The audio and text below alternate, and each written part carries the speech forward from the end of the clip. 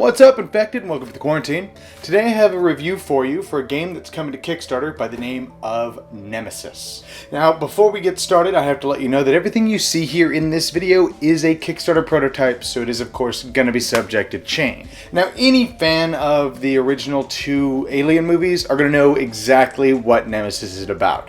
Is you all wake up from cryo sleep on a space shuttle or on a spaceship, one of your crew members are dead, and you wind up finding out that the ship is infested with, in this game, they're called intruders. Now, how you win a game of Nemesis is actually going to vary game to game and player to player. So what you're going to do is in the beginning of the game, you're going to get 2 objective cards and you get to pick one.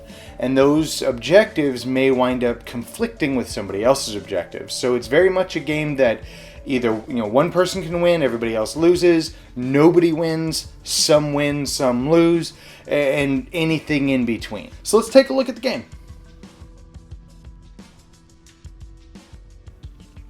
Alright, in a game of Nemesis, your goal is to accomplish your missions, but the first thing you're going to do is you're actually going to kill off one of the 5 characters.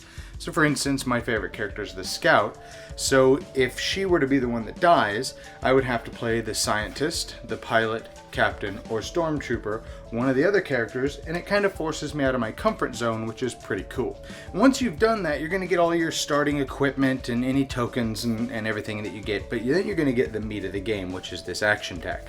Now everybody's action deck is a little different. They have a few cards in here that everybody has, but for the most part, your deck is unique to your character. And this is where the meat and potatoes of this game comes from, because throughout your turn, you're going to be performing various actions in the game.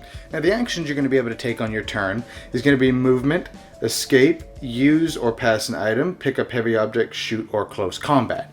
And then, of course, there's various rules with special actions and room actions, but I'll let you discover that on your own. But the way you're going to do that is, at the beginning of your turn, you will have 6 cards, unless various effects happen, such as in combat or anything like that. But you're going to discard one of these cards to do your action. So if I want to move, doesn't matter what card, I'm going to take this card, discard it, and then I'm going to move from the room I'm in to an adjacent room. People can follow if they'd like, and they would also have to discard a card, but then you're going to have to roll what's called the noise token, or the noise die. And when you roll it, there is an X and an exclamation mark. The X means you didn't hear any noise. The exclamation mark means that if there were aliens or invaders around you, they come and attack you immediately. But if you roll 1 through 4, there's a 1, a 2, a 3, and a 4 on this tile. So I would then, so let's say I rolled a 1, you're going to put a noise token right there, which doesn't seem like a big deal. Nothing happened. I reveal this room, as you see here, and then I will do anything that's on the tile that's with it. Now, this is a really interesting way to decide how many items are in this room. So the canteen had a 1 with it. The tile also has an arrow pointing at it, as you see here. So in this case, I would have the number 1 facing that arrow to let me know that that room can only be searched once. And then you're going to deal with whatever symbol you show here. So these symbols vary from no noise, like that, the best thing you can pull, to maybe a bulkhead slammed shut behind you so it blocks path. Maybe you have to roll for noise twice, and there's a couple other ones. But once you go here, then you can continue taking actions. You can search the room, you can do all sorts of things. But here's the kicker. If a second noise cube is ever placed in an area, all noise cubes are removed from around that, and you're going to pull a token out of the hive bag here. And in this case, we get an old intruder, and one of these bad boys come out and attack you, which goes to another really cool system of the game. So let's say that happened and I had 4 cards in my hand.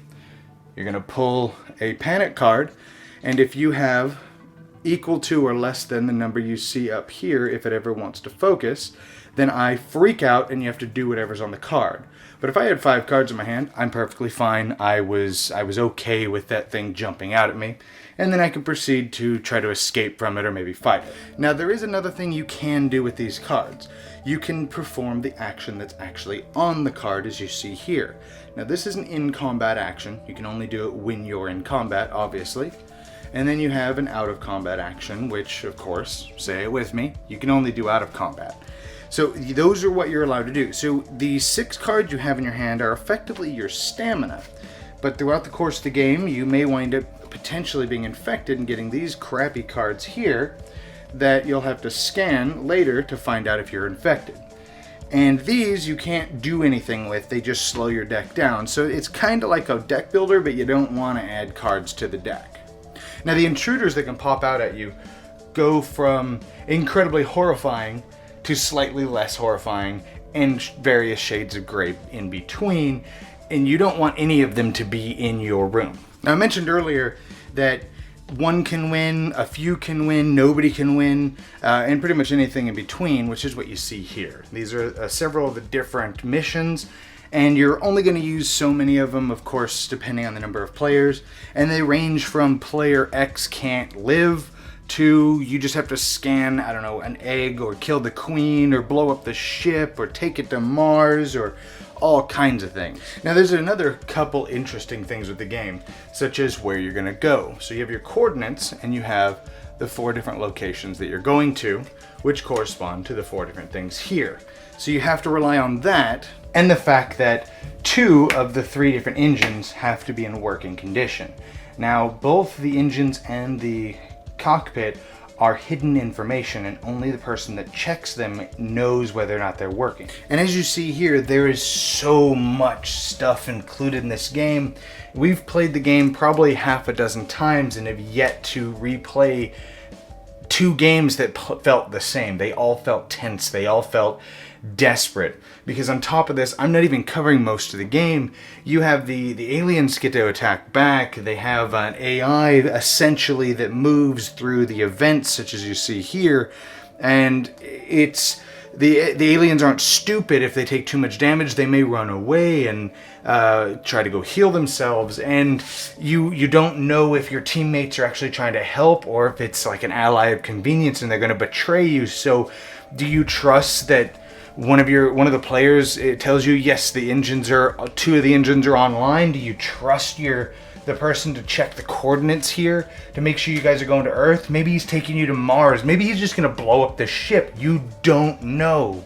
But if you do manage to accomplish your goal before the round tracker reaches the auto jump step after 15 rounds, then you will have won along with anybody else who may have accomplished their objective. And that, in a nutshell, is Nemesis. The game is fantastic. I'm not even going to beat around the bush here. Out of the gates, this game already hit pretty much every bell and whistle. It's a sci-fi space-themed game. It's inspired by 2 of my favorite movies of all time. It's got phenomenal minis. I mean, look at this. Look at that. That is phenomenal, and the theme is there. It has hidden trader elements. It's got kind of a very light deck builder element, even though you don't want those cards added to your deck. It just hits every bell and whistle, and we've probably played this, as I said in the overview, probably, I don't know, half dozen times. And the first game we played was kind of boring. We wound up rolling phenomenally. All of our goals kind of coincided with each other. There was no tension. We only fought 3 aliens, I think, the entire game, and we completed our objective, went to sleep, we won. No big deal. So I was a little worried at first. Then we played another game and found out, no, we just got insanely lucky. And we played it many, many more times, 5 more times after that. Every game felt unique and different and never even came close to that first game that we played. Granted, that first game, I think we might have been playing 1 or 2 minor rules incorrectly, which may have also kind of went into why our game was so easy. However, I do like to talk about negatives in the game, and I'm going to tell you right now, there's not a lot for this game. The only negative that we found with this game is it does have quite a bit of downtime. Especially if you're playing with, the full complement of players. When it's my turn, unless you're kind of watching what I'm doing, which you definitely should be because it's got that hidden trader element to it. But when it's my turn, it's my turn. You're not doing anything. You could, there are many times, especially later on when we kind of knew whose alliances were where off of their actions and stuff, you know, you pull out your phone and fart around on that, or you have side conversations when it's not your turn, stuff like that. So if you don't like a lot of downtime, you may have a problem with this game, but give it a shot anyways, because honestly, with a game that has minor hidden trader elements, during that downtime you should be watching what people are doing, or maybe if your objective kind of requires you to screw somebody over, you should be trying to coerce people to do what you need them to do. Maybe you should try this, maybe you should try that, but you know, that is still a valid complaint. It does still have a decent bit of downtime, so some people are going to find a problem with that. And the last minor little gripe that I have is actually probably these alternate goals. Now, the way the alternate goals work is if you don't like your mission, or maybe it's impossible at a certain point, or everybody knows that you're trying to kill, I don't know, player 3 or something, you can discard your card and take one of these. Now, the thing that I don't like about these alternate goals is they're all escape using an escape pod and then do something else. And most of them are pretty simple, and I can definitely see somebody, there's no penalty for taking these. And I feel that these ones should be harder than the regular missions, but always doable. Like, you know, maybe clear out the nest of all eggs and then use an escape pod, or maybe some of them saying that you have to get the ship back to Earth, or something like that. Some of the missions that you can choose, for example, kill player 3. If it's near the end of the game, you may not be able to get him killed because you can't directly attack each other. So there's no reason for you to not just drop your mission and take this. Or even if you just have 2 crappy missions that you just don't like in the beginning, these missions are way easier to complete a lot of the time than the standard missions. And I have a problem with that, but it's really not that big of an issue. And that's really the only negatives that I have with the game. The game plays phenomenally. Everything feels very thematic, and once you explain that initial, this is your deck, you discard cards to do actions, everything else kind of falls into place and kind of makes sense. You know, there's a few nuanced rules that you may have to look up, but for the most part, that was the only real hurdle is that initial mechanic. The sound mechanic is fantastic. The little bit of hidden trader, just a little dash of hidden trader in there, little dash of kind of negative deck building, it's phenomenal. Now, one of my players probably summed it up the best way I know how. When a Kickstarter prototype is this good and this much fun, you know you're in for a treat for the full game. And that is my review for Nemesis. I hope you guys enjoyed this video. If this project looks good, which it should, check out the Kickstarter. I'll have a link up here and down in the description once it's available. Take you directly to their Kickstarter page, provide way more information than I could possibly provide here. But anyways, I hope you guys enjoyed this video, and I'll see you guys next time in the Quarantine.